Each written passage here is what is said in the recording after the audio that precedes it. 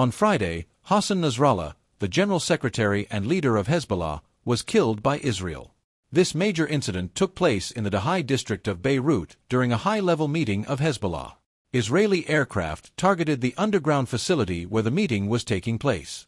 The bombs used were American-made and had a lot of destructive power, plus the ability to penetrate underground.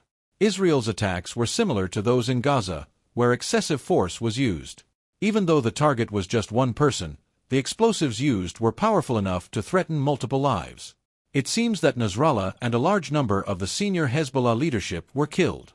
At first, Hezbollah didn't confirm it, but later they and Iran both said that Nasrallah had died. Iran has declared 5 days of mourning for Nasrallah's assassination, while countries like Yemen and Iraq have announced 3 days of national mourning. Hezbollah is coming under a lot of pressure. Over the past week, Israel has kept up a steady stream of strikes against Hezbollah targets. Before these attacks, there was an assault on the organization's communication systems.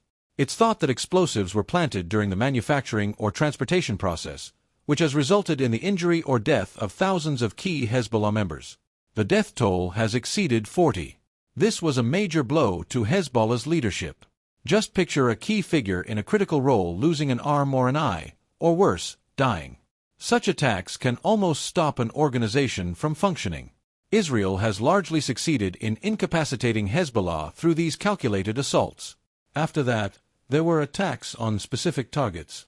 These included intelligence points, missile depots, and other key locations for Hezbollah. Over the past week, more than 500 people have died in Lebanon, with the death toll possibly reaching 600. Among the casualties were civilians, but Hezbollah suffered a significant blow. Israel also said that several top Hezbollah leaders had been killed in the attacks. They showed a diagram of Hezbollah's leadership structure.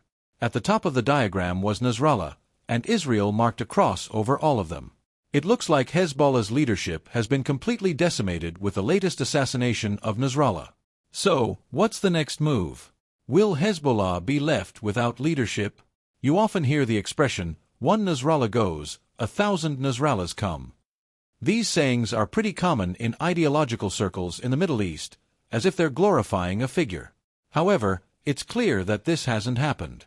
We're all different, and no one can replace another. Nasrallah was a great leader.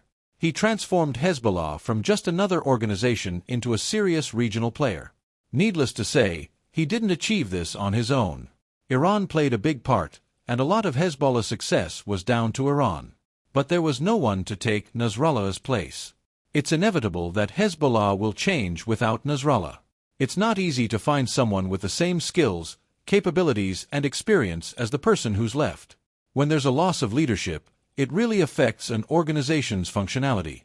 It'll probably set them back for 3 to 5 years, maybe even 10 or 15.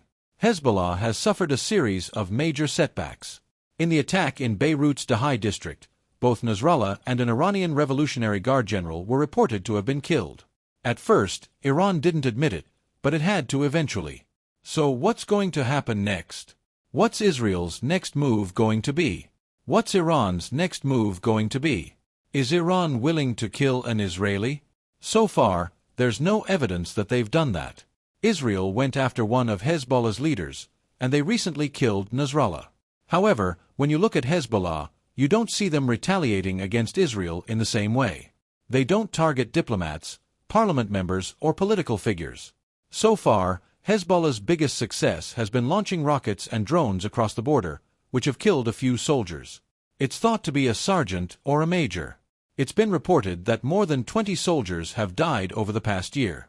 That said, it doesn't mean Hezbollah is capable of causing significant damage to Israel.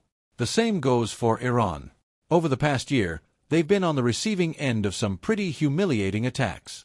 The latest example was in July, when Israel killed Hamas's political leader Ismail Haniyeh, who was staying at a guest house in the heart of Tehran.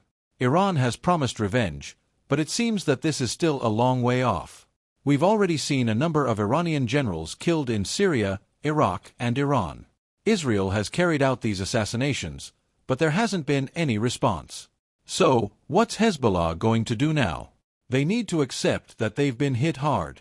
They'll probably make some changes to their leadership team right away. The organization has lost more than 10 of its leaders. We'll be moving some mid-level officials up to senior positions. One thing is for sure, though, it seems that Israel has managed to get a lot of its way inside Hezbollah. They're almost always one step ahead. They know exactly when Hezbollah will get new radios, mobile phones, and other communication systems. Some Hezbollah members even managed to persuade Nasrallah to use a radio. Then, Israel gets involved, sets up a company, and you, unaware, buy radios and mobile phones from this Israeli company. It's also clear that Israel has a strong intelligence network inside Iran. In his UN speech, Netanyahu said, "We can reach anyone who poses a threat to us and hit them there." These words apply to every country in the Middle East. Israel is basically saying, we can reach anywhere, and no one can stop us. It seems that this is the reality regarding Iran. So, will Hezbollah surrender? I don't think so. Are they going to stop fighting? I don't think so. They're in it for the fight against Israel. There are still thousands of militants and civilian supporters within the organization. They've got hundreds of thousands of military personnel and armed fighters.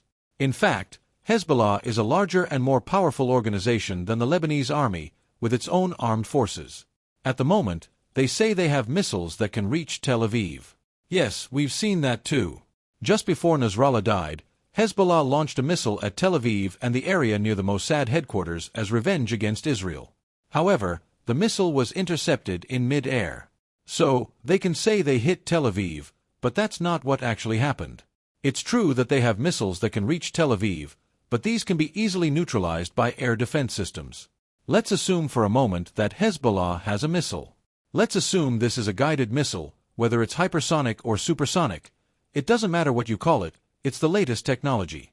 If Hezbollah decides to launch the missile, it will reach a target in Tel Aviv. Let's say it kills 100 or 1,000 people. I wonder if Hezbollah would be willing to do that. I don't think they'll do it. First, they'll realize who they're up against when they do this. Israel. Secondly, if you hit Tel Aviv with a missile, it'll lead to a barrage of bombs on Lebanon. Thirdly, I think such an action will effectively nullify all the doctrine that has existed up to this point. After all, they started firing missiles in 2006 during the Lebanon War, but what happened as a result? Since 2006, they faced Israeli retaliation more than 40 times, and their losses have increased each time. To sum up, Nasrallah's death is not just the loss of an individual but a significant event that will change the balance of power in the region. This will put Hezbollah in a tricky position, as they'll have to come up with new strategies to fill the leadership gap. What happens next could have a big effect on how conflicts in the region play out. One thing is for sure, though, it'll be harder than ever to achieve peace and stability in the Middle East.